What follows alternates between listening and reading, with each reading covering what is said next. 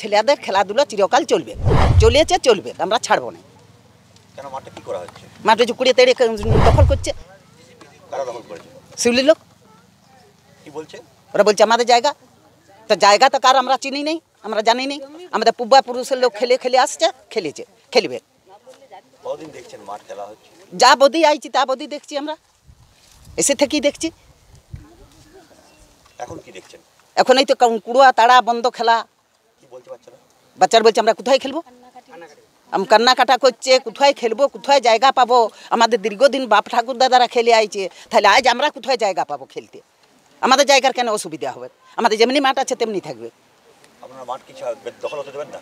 না, দখল করতে দেবো না, আমরা দখল দেবো না। আমাদের খেলার দখল থাকবে। আমরা শুধু খেলতে চাই, খেলতে চাই, খেলতে চাই, খেলতে চাই, জবাব চাই, জবাব চাই, জবাব চাই, জবাব চাই।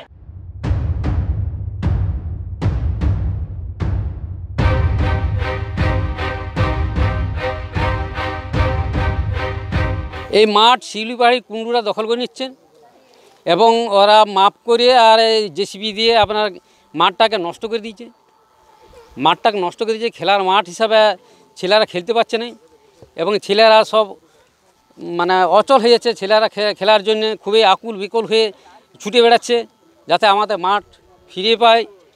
এবং আমরা ঊর্ধ্বতন কর্তৃপক্ষ, পঞ্চায়েত, বিডিও, এসডিও, ডিএম পর্যন্ত আমরা জানিয়েছি এবং ওনাদেরও খেলাধুলা এই মাঠের মধ্যে হয়েছে। হ্যাঁ, মাঠে খেলা হয়। মাঠটা আমরা দীর্ঘদিন ধরেই খেলাধুলা করে আসছি এবং আমাদের দাদুরাও খেলাধুলা করেছেন। তাতে প্রায় 80 বছর তো হবে, 70-80 বছর।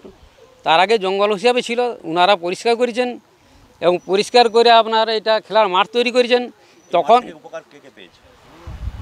বহু উপকার পেয়েছে, পাশাপাশি গ্রাম থেকেও পেয়েছে এবং আমাদের গ্রামেরও 8-10 জন চাকরি পেয়েছেন মাঠে প্র্যাকটিস করে। খেলাধুলা কি হয় মাঠে? হ্যাঁ, মাঠে খেলাধুলা হয়। মাঠে ফুটবল খেলা হয়, ক্রিকেট খেলা হয়, হকি খেলা হয়, আপনার ওই ছেলেদের যে টুর্নামেন্ট হয় এগুলো হয়। তারপর আপনার স্পোর্টসের খেলা হয়, যেটা আপনার ওই খেলাধুলা স্পোর্টসের মধ্যে ওই 100 মিটার রান যেটা খেলা হয় এগুলো আমাদের ক্লাবে থেকে খেলাধুলা করেছে। দলপুর নবতরুণ সংঘ থেকে খেলাধুলা করা হয়েছে।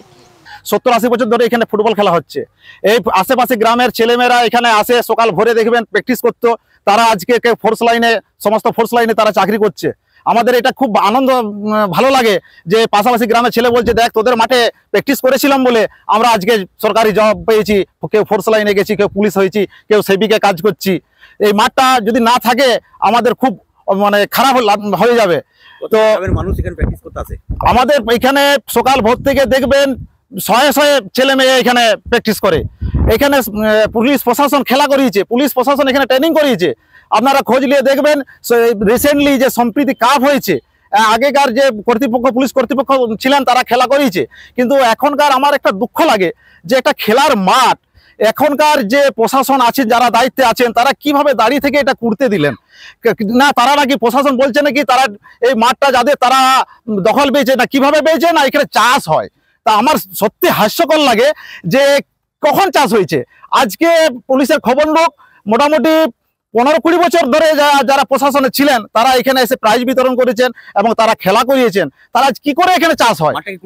মাঠটা রিসেন্টলি করে দেওয়া হয়েছে এবং কি সেখানে প্রশাসন দাঁড়িয়ে থেকে করে দেওয়া হয়েছে। হ্যাঁ, এখন খেলা ছেলেমেয়েরা খেলতে পারছে না, কোথায় খেলবে? তারা বাড়িতে যে কান্নাকাটি করছে। আমাদের একটাই দাবি, আমাদের খেলার মাঠ আশেপাশে গ্রামের মানুষও খেলবে, ছেলেমেয়েরা খেলবে, ভবিষ্যতের ছেলেমেয়েরা খেলবে, আগামী প্রজন্ম খেলবে। তো আমাদের খেলার মাঠ, আমাদের একটাই দাবি, খেলার মাঠ আমাদের খেলার মাঠের মতন ফিরিয়ে দিন।